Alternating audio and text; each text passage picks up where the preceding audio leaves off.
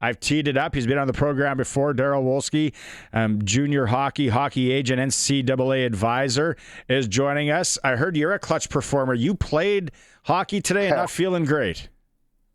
I'm like Mark Strobit. I let in 8 goals on 29 shots. I haven't put the equipment on in about 4 years. So the guys were begging me. I went out there and it was horrible. I can't even. I'm replaying each goal in my head, going. And the games get streamed, so I'm going to go later on just make a highlight reel of how shitty I was. Sorry, how bad I was today. You don't play hockey for 4 years and just going to skate, up and down the wing or play D is tough.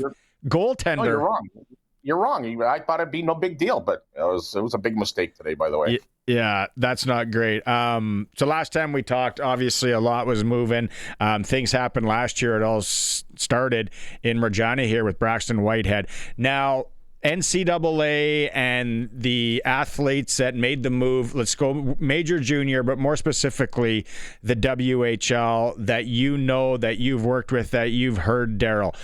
How many, can you give us a ballpark, how many made the move this year to NCAA, and then how many would have come back?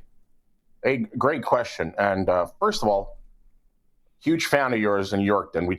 I heard you talking about Yorkton earlier on. Mike Stackhouse, a.k.a. Crack. He is a solid listener for you guys. I want to say a shout out to Stack out there. I think roughly the number, I just sent out an email to all of our clients the other day about this. I did one about Eastern Canada yesterday, oddly enough. The number in the Western Hockey League, I think, is 151. Now, there's about maybe 5 or 6 guys that couldn't handle the schooling part of it, the aspect of the school part, and they've come back to the CHL or Western Hockey League. So that's kind of the number. And, and now you're going to start seeing, I know in the USHL, and I don't want to mention the team names, that they're providing NIL money to some players in USHL. To my knowledge, I don't think any kind of quote-unquote NIL money is happening in the Western Hockey League or OHL or Q, but for example, here in Brandon, I know that old goaltender Brian Elder 20 years ago was making $600 a month as a 20-year-old, and 20-year-olds still today are making $600 a month. So the schooling part and the athletes that that have come back because of the schooling, are you seeing, I guess maybe more of a weeding out process? Are they really looking and saying, okay, are you ready? Because the clearinghouse is no joke to go through. I had to, personally, and I was like, I need to do calculus. What? No, so is there a process now, do you think, or are more teams saying to kids, all right, if you're not ready for this, maybe we need to rethink this? You know what? It's the old story that teams want to win, and it's hockey will never be like Johnny Manziel. You know what I mean? I see so many videos on Johnny Manziel. I mean, hockey will never to be that status. An old client of mine, and I want to get people. I'll try and make this a short story. His name was David Bonk. David Bonk told me he played for Northern Michigan. So they would say fly to Alaska on a weekend, and then they'd come back. And so say you got to be in school at 8 a.m. If they're at school at 8:05 a.m., they got kicked out of the class. They were done. That was it. They were kicked out for that day. If they're 5 minutes late, basketball or football have different rules. I don't know about baseball. I'm not really plugged into that world, but I just know that hockey guys got to follow a certain amount of. They got to follow a certain line, so to speak, in the sand. And I think that's tough. I mean, here in Brandon, I think Roger McQueen. He's a Saskatchewan guy. I've been told that Roger's having a tough time in school. So, I mean, because it's a thing that, Roger, for example, probably hasn't, I get it. When I was 19 years old, I stopped going to school, and it was a big mistake, and I became super dummy. And then by the age of 20, I was okay. But I'm still saying, that's just my opinion. I mean, I think that guys, they have to be fully prepared going into this, that they're going to have to go, this is not a joke. You're going to have to maintain a 3.0 GPA. And for a lot of people, they don't understand what a 3.0 GPA is. A 3.0 GPA is probably having at least a B in school, B to B plus. So if you're as my buddy Jerry would say, if you're a brick, if you're dumb as a brick, school will not be good for you. Regardless if you're making NIL money, if you're on the first line of North Dakota or first line of Michigan, you're still going to have to be somewhat decent in school. You can't be a dummy. I think it was it would have been a couple of weeks ago during the OHL trade deadline. There was the story that came out that Owen Sound traded Carter George because BU was like circling around him. And as of right now, there's obviously the rule where if you have your ELC, you can't go play college hockey. But then I saw that there might be some softening around that, where guys who are signed might be able to go to the NCAA. I think what you're going to see is you see some pro guys. You see some guys that are saying I call it the cheese toast, the East Coast. So guys in the East Coast are, and maybe some guys maybe kind of touching American Hockey League games. They're allowing them come to NCAA where the rules are a little bit light on those. I call them semi-professional players, and of course those guys hate being called semi-professional. But it's when they're playing East Coast or American Hockey League, they're enabling them to come back to NCAA. If they have an ELC, I don't think that rule has softened at all. To my knowledge, it's still pretty hard and fast. Like, you got a 3-year deal with the Winnipeg Jets, you can't go and play for University of North Dakota. And even in USHL, if you have an ELC, you can't play in USHL.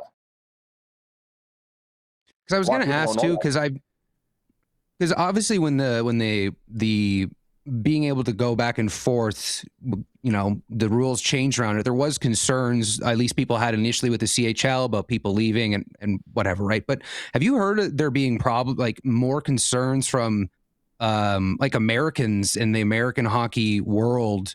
Because, you got guys like Hulbert and Kamloops who very clearly could have played in the USHL and been a star there instead of going to college right away, who's come and played in Kamloops.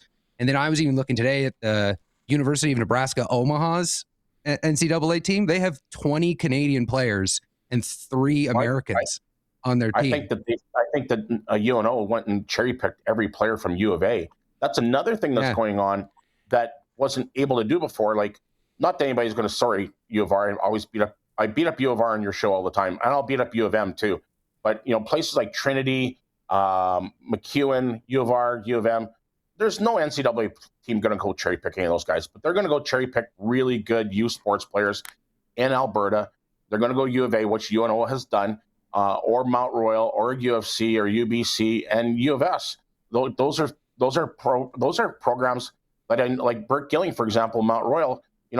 He's like Bert said before, when the rules were where they were 3 years ago, he said to recruit players in youth sports was very difficult. He says now, you can imagine it's even more difficult for those youth sports guys. I want to, it's funny because the entry-level contract and what you guys are talking about, I heard the other day, and I can't remember what show it was on, where they're starting to explore it with basketball. And these guys that are overplaying in Europe in these semi-pro basketball leagues, and then now the big basketball schools are bringing them, and then there's an uproar there, and I'm like, well, this is kind of the whole thing that hockey was going to deal with as well. But the question I have, and what I saw, and I was talking to Dale Durkach last week, I think, on the show around the WHL trade deadline, and I said, Dale, am I crazy, or is this whole WHL to NCAA, are we going to start to see a movement where it is the older kids?